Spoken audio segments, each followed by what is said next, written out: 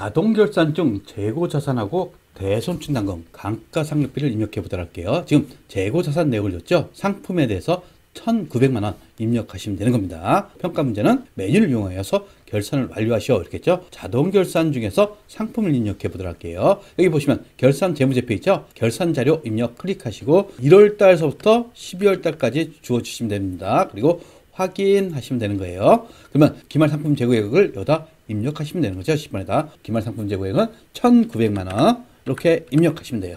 요 한 건만 나왔다 하면 이 한 건만 입력하고 상단에 전표 추가를 하시면 되는 겁니다. 근데 세 건 다 하고 나서 전표 추가를 할 겁니다. 6번째 문제 보시면 자동 결산하면서 대손충당금을 줬네요. 매출 채권, 즉 외상 매출금과 받으러옴에 대해서 1%의 대손충당금을 설정한다 이렇게 했죠. 보충법에 따라서 어떻게 합니까? 합계잔액시산표를 조회하셔야 됩니다. 합계잔액시산표에서 조회해 보시면 12월 31일자 보시면 외상 매출금이 1억 7,644만 원 있죠. 여기에 1% 설정 전 대손충당금 잔액 80만 원 있죠. 그럼 계산하실 수 있죠.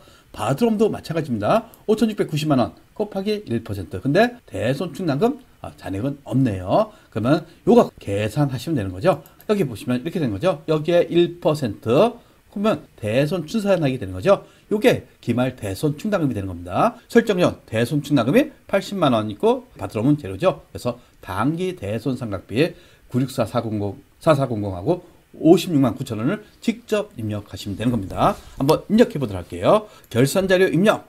하단에 판관비 있죠? 판관비 쭉 내려보세요. 그러면 5번에 대손청각이 있죠? 여기에 외상매출금이 있습니다. 외상매출금 계산했던 거 964400, 받으러옴은 569000 이렇게 입력했어요. 마지막으로 감가상각을 보도록 할게요. 감가상각은 어떻게 합니까? 차량 문방구에 대한 감가상각비 80만 원과 비품에 대한 감가상각비 120만 원을 계산하다 이렇게 했죠. 이것도 마찬가지로 자동결산으로 입력하시면 되는 겁니다. 판관비에 보시면 여기에 감가상각비가 있죠. 건물하고 차량 운반구하고 비품이 있는데 차량 운반구에 대한 거죠. 차량 운반구에 대한 거 80만 원, 비품에 대한 감가상각비 120만 원 이렇게 다 입력했어요.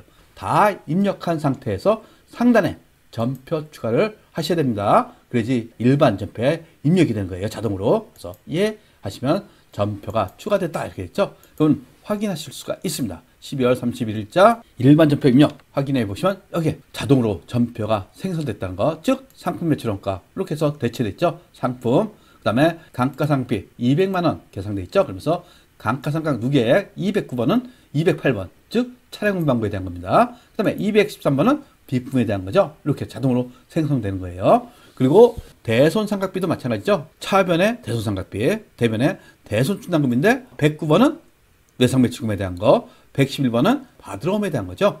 최종적으로 합계잔액시산표에서 확인해 볼 수가 있어요. 조회! 이렇게 하시면 다시 조회하시면 지금 입력했던 전표를 다시 읽어 드리는 겁니다. 재고자산 보시면 잔액이 1,900만 원 남아 있는 거 확인되시죠? 매출채권 1억 7,644만 원에 1% 이게 설정되어 있는 거 확인되시죠? 대손충당금. 받으러옴도 마찬가지입니다. 5,690만 원에 1% 56만 9천 원 이렇게 됐어요. 감가상각은 여러 가지 자산이 있기 때문에 직접적으로 확인이 안 됩니다. 근데 이제 일반 전표 입력에서 반영됐다는 게 이게 확인되시죠? 이게 자동 결산이 되는 겁니다. 자동 결산이 나오면 구태여 수동 결산으로 입력할 필요가 없어요. 자동 결산 요 방법으로 입력하면 쉽게 여러분들의 성적을 획득할 수가 있을 겁니다. 구독과 좋아요는 우리에게 큰 힘이 됩니다.